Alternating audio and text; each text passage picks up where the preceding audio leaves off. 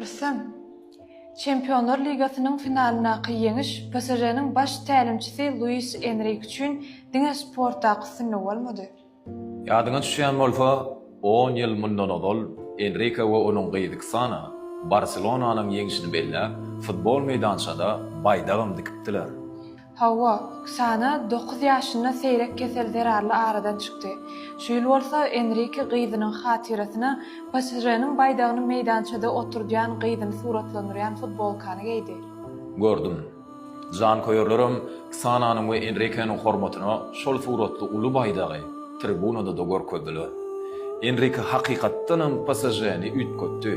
Ozal klubyň ýüzi bolan Mbappé bilen nä, toporyň özü bilen ýeňiş galandy.